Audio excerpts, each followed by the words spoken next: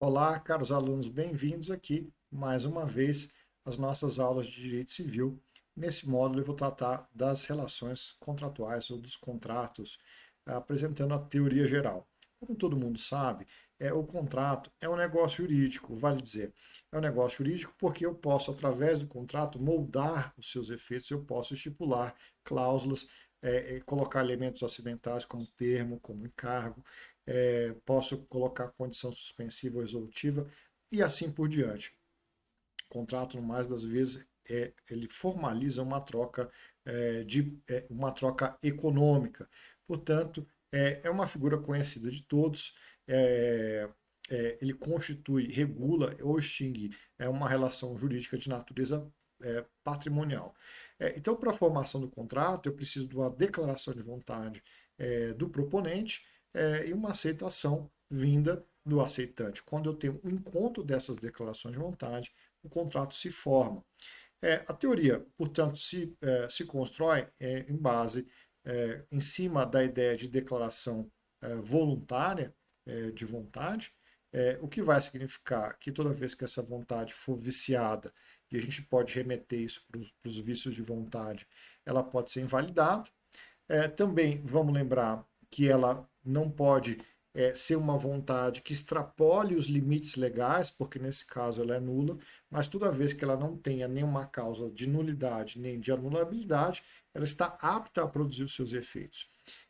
Mais modernamente, alguns autores se questionam sobre essa situação, ah, muitas situações modernas, onde o contrato quase se manifesta à vontade, os contratos automáticos, né? Então a gente pode imaginar um contrato, por exemplo, de fornecimento de energia elétrica. Será que é contrato? Eu manifestei em algum momento minha declaração de vontade, uma compra de um refrigerante numa máquina, quem é que declara o quê? Eu não falo nada, só coloco a moeda, e quem é que vende? Né? Contratos eletrônicos e aí de fornecimento, muitas vezes eu nem sei que eu estou contratando e assim por diante. Para explicar essa realidade, alguns autores já na segunda metade do século XX falam em relações contratuais de fato, de comportamentos sociais típicos ou de condutas negociais típicas. As relações contratuais de fato visam a explicar esses contratos automáticos, os contratos obrigatórios. A gente pode imaginar se DPVAT, portanto, seguro obrigatório, ou é obrigatório ou é voluntário. Eles são contratos. Essas noções onde há troca patrimonial, porém não tem claramente uma declaração de vontade, são abrangidas por uma teoria estudada no nível um pouco mais avançado de direito civil, são chamadas relações contratuais de fato. O Larens é um dos autores principais dessa teoria. Isso às vezes é perguntado em segunda fase de concurso, uma pergunta bem mais difícil. Eu queria mencionar isso para vocês antes da gente avançar. Ela é uma situação que se aplica também para alguns contratos de incapazes, né? A criança vai crescendo, sobretudo na Argentina fala-se de autonomia progressiva, quer dizer, ali com 12 anos o pai já dá uma mesada para essa criança e tal, essa criança vai numa banca de jornal, compra alguma coisa. Na teoria clássica do direito civil, todos esses negócios são nulos. Mas, diante da dificuldade de explicar o que se passa, a teoria das relações contratuais de fato dá alguma explicação, permite o reconhecimento de validade para esses negócios, desde que, obviamente, eles tenham sido praticados dentro daquilo que é a autonomia própria de uma criança, e não aquilo que extrapole extraordinariamente o que uma criança faz. Então, as relações contratuais de fato estão aí para explicar esse tipo de realidade. Existe uma discussão ainda chamada contrato consigo mesmo. Eu posso contratar comigo mesmo? E essa é obviamente não, porque o contrato exige duas partes. Exige um certo exagero, quando existe uma possibilidade, talvez exagero, talvez não. Quando eu contrato como vendedor, por exemplo, a uma pessoa B que está por mim representada, ou seja, ou eu sou representante de B, ou eu tenho uma procuração, representante legal, ou eu tenho uma procuração onde B me autorizou a comprar determinado bem. Nessa situação, aparece claramente um conflito de interesse. Qual é o meu interesse verdadeiro? Obviamente, como vendedor, é receber o maior preço possível. E eu posso, ao representar o comprador, extrapolar o meu poder de representação e aí oferir uma vantagem devida. Esse tema está regulamentado lá pelo artigo 117 e 119 do Código Civil. Eu vou trazer um pouquinho lá essa regra. Ele vai dizer no 117, salvo se permitir a lei ou representado, é anulável o negócio jurídico que o representante, no seu interesse ou por conta de outro, em celebrar consigo mesmo. Também vai dizer o 119, é anulável o negócio jurídico concluído pelo representante em conflito de interesses com o representado, se tal fato era ou devia ser do conhecimento de quem com ele contratou. Então vamos ver isso aqui. Obviamente, eu posso, por exemplo, comprei um carro que estava financiado. Então essa pessoa me disse o seguinte: olha, tá lá, te entrego o boleto de pagamento do carro e te passo uma procuração dizendo que você pode me representar na venda e também pode comprar esse negócio. Então eu vou figurar como representante do alienante, terminado de pagar o boleto, eu vou figurar como representante do alienante e também vou figurar como comprador. Esse negócio é válido? O 117 vai dizer esse negócio é válido porque foi expressamente autorizado pelo representado. Obviamente, num tipo de procuração dessa, ela tem que ter a cláusula em causa própria, ou em re suam, como a expressão em latim. Toda vez que eu extrapolo essa possibilidade, o negócio pode ser anulado por conflito de interesses. Um pouquinho mais para frente, para a gente discutir agora quais são os princípios. Eu trato muito dos princípios tradicionais, autonomia da vontade, obrigatoriedade e relatividade, mas também dos princípios contemporâneos, função social do contrato, boa-fé objetiva e equilíbrio. A autonomia privada, ela se manifesta de várias formas. Eu tenho autonomia privada pessoal. Eu escolho se vou casar, se não vou casar. Eu escolho se vou ter filhos ou se não vou ter filhos. Mais modernamente, eu posso escolher meu gênero, minhas preferências sexuais. Posso deliberar sobre certos aspectos dos meus direitos da personalidade e aí por diante. Né? Posso escolher tratamentos, um tema muito importante para direitos da personalidade, mas eu tenho um campo da autonomia que se manifesta no contrato. E aí, se eu falo de autonomia privada contratual, que tem 5 aspectos. Esses 5 aspectos são geralmente tratados como liberdade de contratar e não contratar. Posso escolher com quem é que eu contrato. Obviamente, isso só existe quando eu não tenho um monopólio. Então, eu posso escolher, por exemplo, se eu vou viajar de uma companhia aérea A ou companhia aérea B. Né? Posso escolher se tem uma liberdade ainda mais ampla de escolher celebrar negócios atípicos, posso celebrar um leasing, posso celebrar um contrato que não tenha parâmetro nenhum em tipicidade. O 425 autoriza a celebração de negócios atípicos. Eu posso também ter a liberdade de escolha da pessoa com quem se contrata. Posso escolher contratar ou não, e aí me corrigindo só, eu posso escolher não contratar e posso escolher com quem eu contrato. Eu posso escolher a forma, quando a lei não me exige uma específica. Eu posso ter a liberdade de fixar o conteúdo do contrato e aí negociando suas cláusulas ou afastando cláusulas, regras que não sejam cogentes. E aí, propriamente, a maior parte dos contratos civis eu tenho todas essas liberdades. Mas, obviamente, que algumas relações econômicas eu não tenho todas essas liberdades. O maior exemplo são os contratos de adesão. Vai lembrar, por exemplo, no caso da companhia aérea, eu posso escolher com quem contratar. No caso de uma companhia de eletricidade, no mais das vezes, eu sequer posso escolher com quem contratar. Isso deixa de ser contrato porque eu não tenho todos os aspectos da liberdade, e a resposta é não. Alguns aspectos são suficientes para caracterizar como liberdade contratual, como autonomia privada contratual. Contrato de adesão, professor, ele é nulo. O contrato de adesão não é nulo por si. Obviamente, eu tenho um regime no CDC e tenho um regime no Código Civil. O Código Civil, o que ele vai me dizer? Que nos contratos de adesão, as regras que são dúbias são interpretadas em favor do aderente, é o 423. E elas vão dizer ainda que são nulas as cláusulas que impliquem em renúncia antecipada do aderente a direito que é próprio do contrato. Mas, fora esse tema dos contratos de adesão, basta algum aspecto da autonomia contratual para que esse contrato seja obrigatório. A relatividade é o princípio que diz que o contrato só produz efeito entre as partes. Ele não vincula terceiros nem para beneficiar, nem para prejudicá-los. Então, a eficácia chamada interna do contrato é essa que só as partes são obrigadas. A eficácia externa, ela eventualmente vai ser expressa para dizer que os terceiros também não podem agir para prejudicar um contrato que ele sabe que existe entre duas partes. Né? A existência de um contrato não pode ser indiferente aos contratantes. A doutrina eventualmente fala de exceções à relatividade. Obviamente, a primeira grande exceção é a sucessão. Se o meu pai contratou algo, eu me torno herdeiro do contrato dele. Obviamente, eu não estou obrigado a assumir a herança para além das forças do que me foi deixado, mas eu posso assumir e a sucessão implica aí alguma exceção à relatividade dos efeitos do contrato. Vale dizer, o que meu pai contratou me obriga desde que eu aceite sucedê-lo. Aí a doutrina fala também estipulação em favor de terceiro, promessa de fato terceiro, contrato que a pessoa declarar.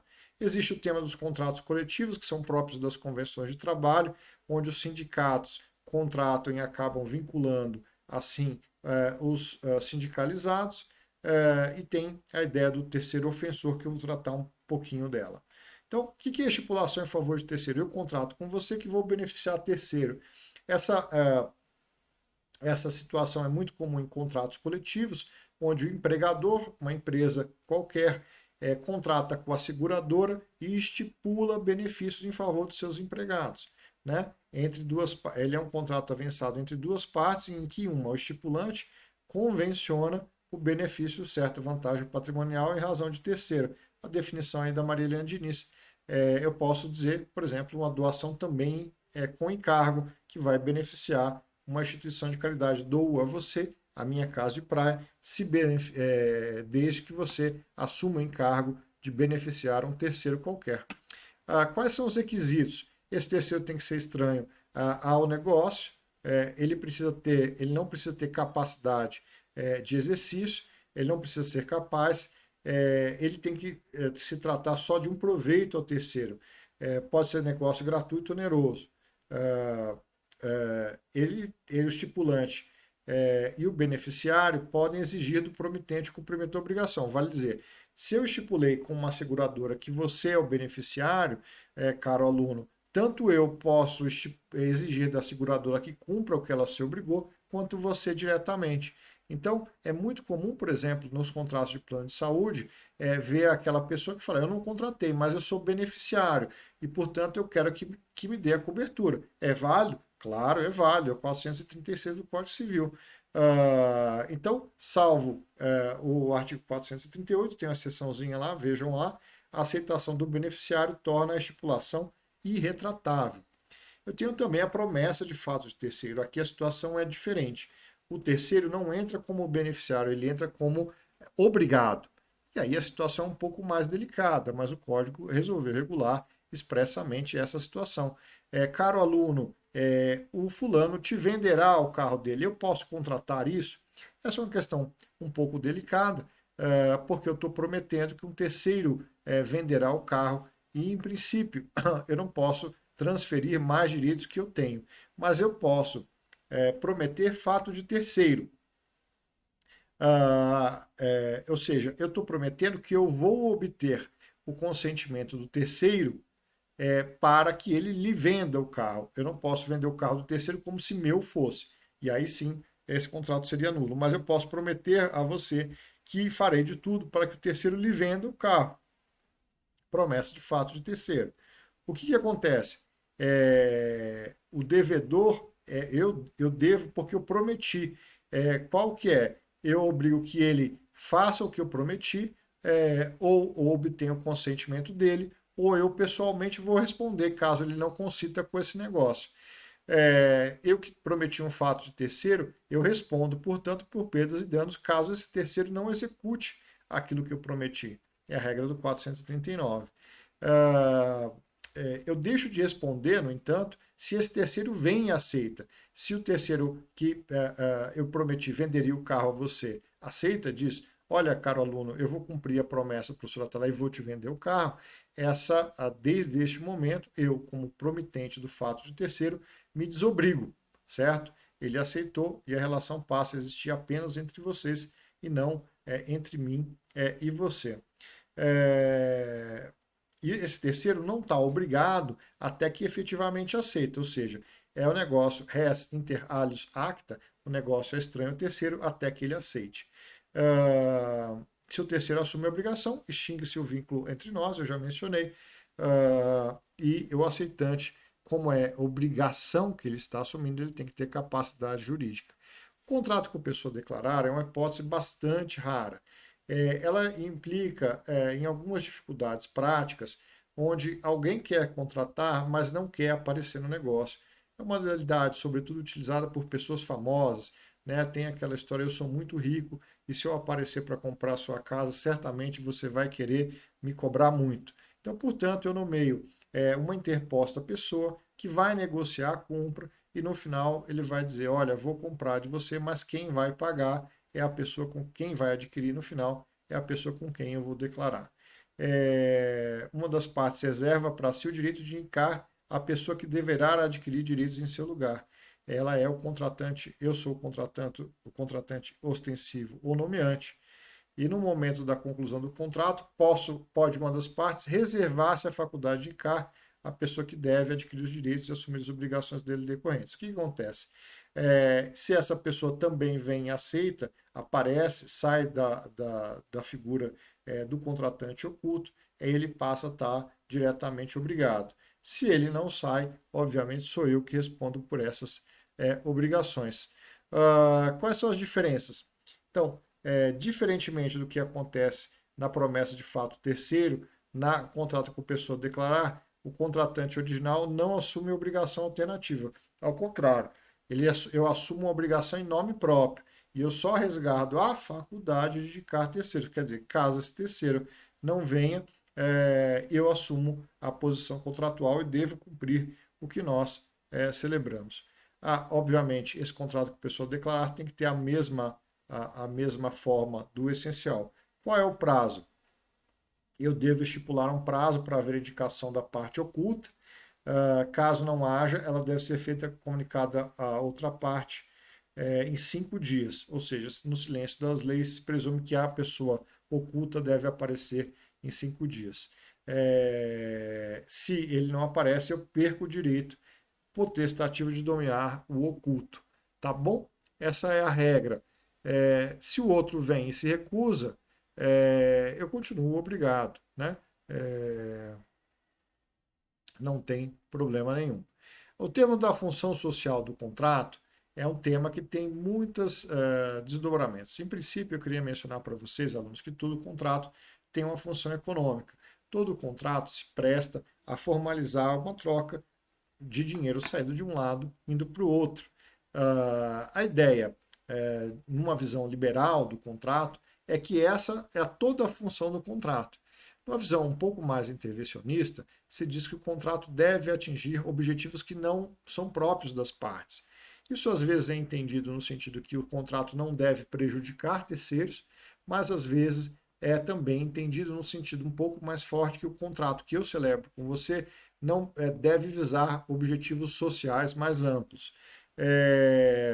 Então, do modo geral, a expressão função social no campo da propriedade, no campo do contrato, no campo da empresa, quer dizer que o contrato não deve visar só aquilo que as partes querem, mas devem estar em harmonia com objetivos sociais. No fundo, o que isso quer dizer? O juiz tem uma cláusula de intervir no negócio jurídico para dizer, olha, o que vocês contrataram entre vocês é tão inaceitável que fere direitos de terceiros que eu vou dar uma consequência jurídica ou de nulidade ou de anulabilidade ou vou limitar algum direito. Ou seja, é uma cláusula geral que permite a intervenção do juiz na autonomia privada das partes. Legal? O que mais que eu posso falar aqui? No enunciado 23 da jornada do CJF, disse a função social do contrato, prevista no 421, não elimina a autonomia contratual, mas atenua ou reduz o alcance desse princípio, quando presentes interesses meta-individuais ou interesses de individual relativo à dignidade da pessoa humana. O Rosenwald, por exemplo, fala de função social interna para indicar que os contratantes devem cooperar um com o outro.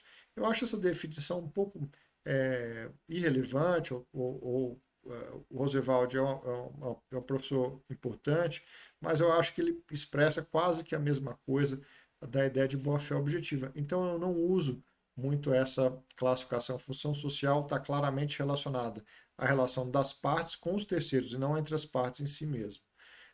Mas eventualmente fala-se, me fale sobre relação à função social interna. E aí, nesse sentido, se for lhe perguntado isso, você tem que explicar que a função social é a necessidade de colaboração e de cooperação de um contratante com o outro, e se confunde, nesse caso, com a ideia de boa-fé objetiva. O enunciado 360 também das jornadas vai dizer o seguinte: o princípio da função social dos contratos também pode ter eficácia interna entre as partes contratantes. Aí a gente vê esse tipo de doutrina repercutindo. Então, no mais das vezes, a função social tem a ver, representa não só uma limitação da obrigatoriedade, mas também ela vai ter essa eficácia perante terceiros. O contrato não pode prejudicar terceiros, né? E aí se fala de função social externa e interna. Também não só não pode prejudicar terceiros, mas os terceiros não podem prejudicar o contrato, as relações contratuais. E dentro dessa ideia de que os terceiros não podem prejudicar as relações contratuais, surge a teoria, que é chamada teoria do terceiro ofensor e do terceiro ofendido. No terceiro ofendido, eu vou imaginar que essa relação foi feita para prejudicar um terceiro, e nesse sentido, eu não posso ser esse terceiro que está sendo prejudicado. Ou tem reparação, ou não pode estar vinculado, não pode estar obrigado a suportar as externalidades. De forma um pouco mais comum, a gente ouve falar da teoria do terceiro ofensor, mais conhecida como teoria do terceiro cúmplice. O professor Otávio Luiz tem um artigo muito interessante sobre esse tema publicado, está disponível na internet, é só botar Otávio Luiz, teoria do terceiro cúmplice, vocês vão achar. Às vezes é chamado tutela externa do crédito. Então, essa pergunta cai: o que é a teoria do terceiro ofensor? O que é tutela externa do crédito? O que é a teoria do terceiro cúmplice? A resposta pode ser simplesmente dada da seguinte forma: é a teoria que toma em consideração a função social, a relação dos contratantes com terceiros, e diz que os terceiros não podem agir diretamente para macular uma relação contratual. O caso mais famoso é o caso da Skin versus o Zeca Pagodinho. Você já deve ter ouvido falar que o famoso cantor de pagode celebrou um contrato para fazer a promoção da cerveja Skin Cariol. Mas, em determinado momento, ele foi contratado pela concorrente da Skin Cariol para fazer a publicidade. E aí vem-se a pergunta: será que esse concorrente não sabia da relação contratual do cantor com a sua concorrente? Ele agiu dolosamente para tirar ele de lá e trazê-lo para outra marca? O 608 do Código Civil vai dizer: aquele que aliciar pessoas obrigadas em contrato escrito a prestar serviço a outrem pagará a este a importância do que o prestador de serviço pelo ajuste de desfeito houvesse de caber durante 2 anos. Veja que sanção rígida aí, ela só existe na prestação de serviço, mas é um exemplo de aplicação legal da teoria do terceiro cúmplice, da teoria do terceiro ofensor, ou que expõe aí a ideia da função social do contrato. Ainda vale a pena falar de boa-fé objetiva. A boa-fé objetiva ela é tratada de uma forma, de modo de uma regra de conduta. Vale dizer, no paradigma moderno do contrato, não só a vontade das partes obriga, mas a ideia de boa-fé objetiva traz a noção, representa uma cláusula geral de acordo com a qual o juiz pode impor às partes obrigações que não foram por elas negociadas, toda vez que aquela conduta seja legitimamente esperada segundo o grau médio de confiança. Eventualmente fala-se que o contrato representa um vínculo de confiança entre as partes, de lealdade, sendo que as partes devem se tratar colaborar uma com as outras, não só em termos daquilo que foi estritamente negociado, mas em termos daquilo que é razoável, daquilo que é legitimamente esperável.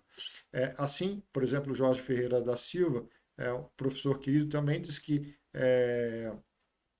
quando se estabelece uma relação entre duas partes, ambos esperam legitimamente que essa relação não seja o veículo para a sujeição de danos. Ninguém contrata para ter danos.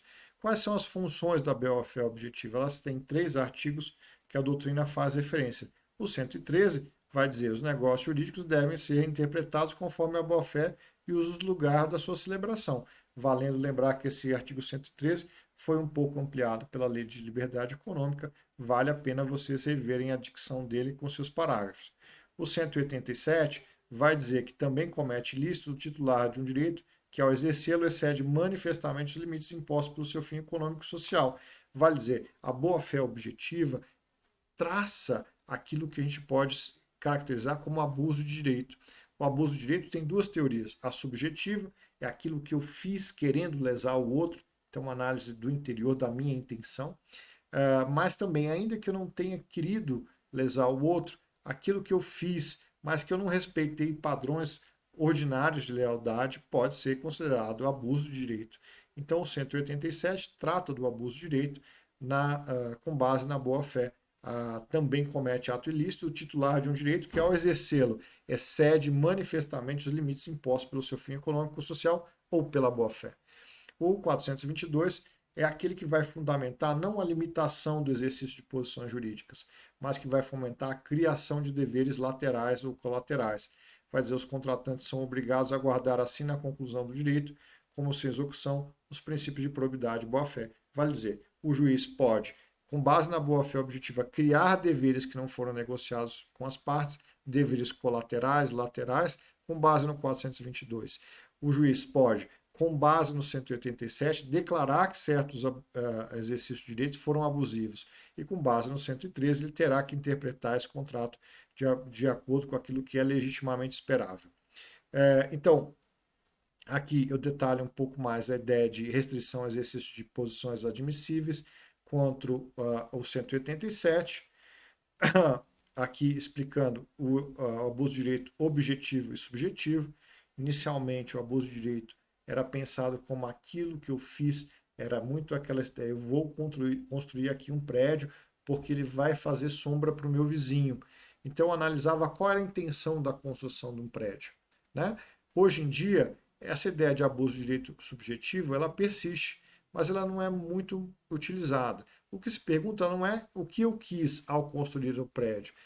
A pergunta é, era legitimamente esperável que eu construísse um prédio daquela altura? Ainda que eu não consiga comprovar que eu construí apenas para prejudicar o terceiro, se a resposta não era razoável que construir um prédio daquela altura, que no fundo prejudicou o meu vizinho, ainda, independentemente da análise da minha intenção, está caracterizado o abuso de direito, tá bom? Ou seja, o contratante não pode exercer suas pretensões de forma anormal ou exagerada, com a finalidade de prejudicar outro contratante. Eu posso, as figuras parcelares ou teoria dos atos próprios, ela vai dizer que decorrem da boa-fé objetiva certas figuras, geralmente aqui limitando o exercício de posições abusivas. É o venire contra próprio factum próprio. Eu não posso fazer algo e depois dar a impressão que eu farei algo e depois desfazer essa impressão ou contrariar uma expectativa que eu criei em você. Eu não posso, por exemplo, te convidar para contratar, para vir a Brasília para negociar, e chegando aqui eu simplesmente digo, quer saber, olha, a fase de pontuação ela não é obrigatória. Portanto, você veio até aqui, mas eu não quero negociar. Né? Nessa situação, eu tenho um claro veneno e contrafacto próprio. Eu te convido e, no fundo, eu frustro as negociações de um modo arbitrário, contrariamente àquilo que eu tinha inicialmente indicado. Nessa situação, eu estou falando de uma aplicação da boa-fé objetiva, de uma responsabilização, uma responsabilidade pré-contratual com base na boa-fé objetiva. Tá? Eu não posso, o meu ato de interromper as negociações representa o venire contra facto próprio. E nessa situação, o rompimento das negociações é abusivas e eu posso ainda reparar os danos que você sofreu. Eu falo suprécio e surrexio para expressar o longo tempo em que eu não uso certos direitos, ou que eu uso certos direitos, e aí as posições mudam. Um exemplo mais clássico pode ser, ou exemplo mais simples, pode ser visualizado numa contrato de entrega. Normalmente, esses contratos de trato sucessivo, eu contrato com você, por exemplo, que entregarei leite em determinado horário na porta de sua casa. Mas ao longo do contrato, eu passo a entregar leite num horário diverso e não na porta da sua casa, mas na porta de seu trabalho. O que acontece? Eu passo a cumprir o contrato assim, isso se dá durante anos. Depois de muito tempo cumprindo o contrato assim, você olha e fala, professor Atalá está descumprindo a minha contratação porque eu contratei algo diverso. E postula a resolução mais perdas e danos. E aí eu posso provar que a tua conduta de reiteradamente aceitar a entrega em local diverso, em horário diverso, significou a extinção do direito inicialmente contratado, uma suprécio daquilo que foi inicialmente contratado, e uma surrexio, qual seja, o direito para mim de entregar, continuar entregando esse bem, esse leite, no meu exemplo, naquele local e naquele horário que eu, conforme eu já vinha fazendo. O TUCOC é uma regra que quer dizer, vem da expressão usada pelo César, Júlio César, quando ele morreu, o filho Brutus o esfaqueou, o filho adotivo o esfaqueou, ele vira para o Brutus e fala, tu quoque filho mei, até tu, Brutus, meu filho, porque me apunhalastes, né? Essa é um dado histórico muito interessante.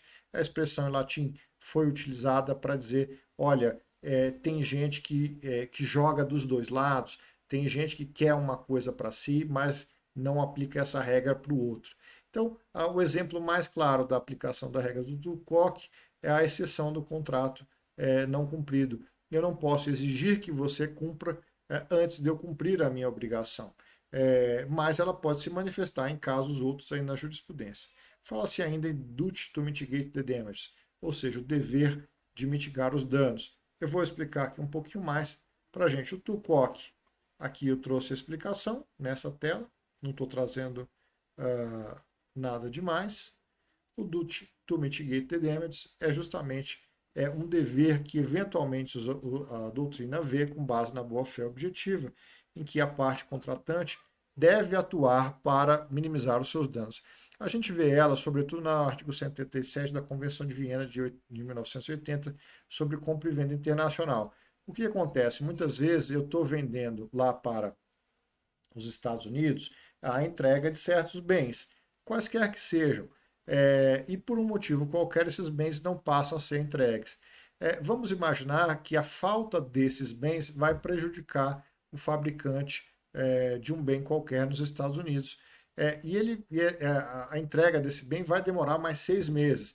O que diz a doutrina? Que esse comprador, se ele tiver bens substitutos no mercado, ele deve atuar para comprá-los e não poderia, se eles estiverem disponíveis, por exemplo, no prazo de um mês, e não poderia me pedir o dano de todos os 6 meses que eu fiquei parado. O artigo 77 da Convenção de Viena vai dizer, na parte que invoque o cumprimento do contrato, deverá adotar as medidas que sejam razoáveis, atendidas nas circunstâncias para reduzir a perda, incluído o lucro cessante.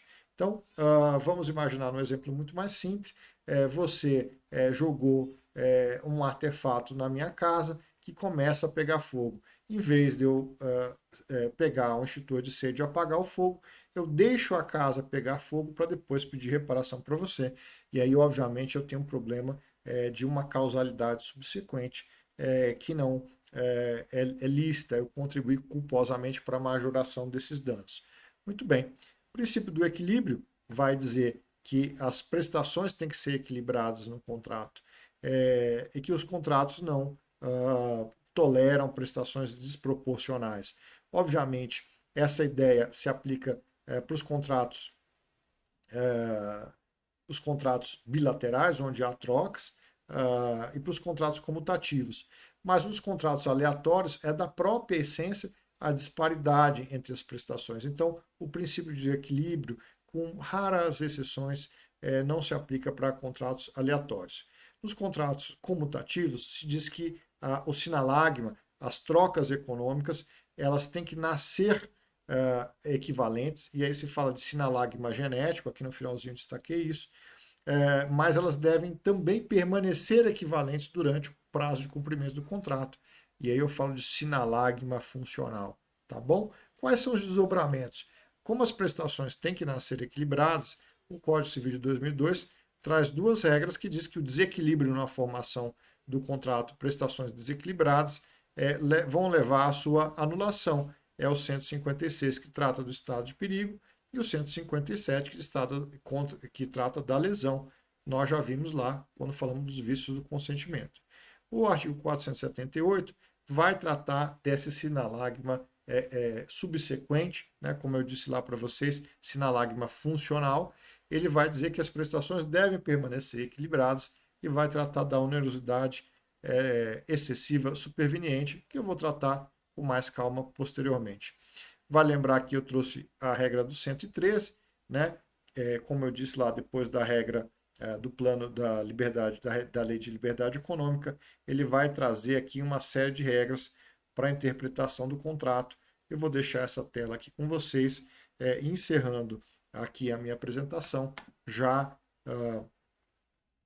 em razão do avançado do tempo. De todo modo, os negócios jurídicos devem ser interpretados conforme a boa-fé e os usos e costumes do lugar. Portanto, se eu disse A e A é interpretado naquela cidade de uma forma específica, diferente do que é interpretado em outros lugares, a expressão A deve ser entendida pelo juiz conforme os usos e costumes e a boa-fé daquele local em que celebrado.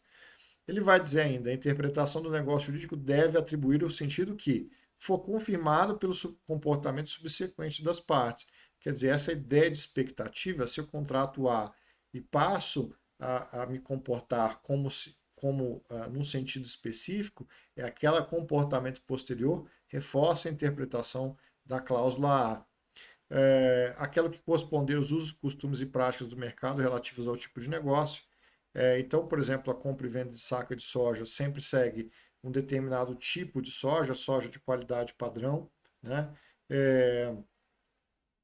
Ele reforça a ideia da boa-fé, ele reforça a interpretação que for mais benéfico à parte que não redigiu o dispositivo, se ela for identificável. Portanto, em processos muito complexos, às vezes a parte apresenta que minuta foi feita por ela, que redação foi dada por ela, a qual cláusula. O inciso 5 vai dizer que corresponder ao que seria razoável a negociação das partes sobre a questão discutida, inferidas as demais disposições do negócio e da racionalidade econômica das partes, consideradas informações disponíveis no momento da celebração. Então, vai dizer aqui que as informações disponíveis também são relevantes. As partes podem livremente pactuar regras de interpretação, de preenchimento de lacunas e de integração dos negócios jurídicos, diversas daquela prevista em lei. Então, portanto, eu posso dizer, olha, se o meu contrato tiver dúvida, eu vou interpretar segundo a lei da Inglaterra, segundo as regras da Corte da Câmara Internacional de Comércio, eu vou interpretar segundo as regras de um grupo tal de negócio. Então, essas regras são sempre importantes, porque elas são introduzidas pela lei, e vale a pena aí vocês estarem revisando a letra da lei quando vocês estiverem estudando esse tema. Meus caros, então, tendo avançado bastante aqui, eu queria encerrar mais essa aula, deixando vocês aí com o meu abraço. Tchau, tchau.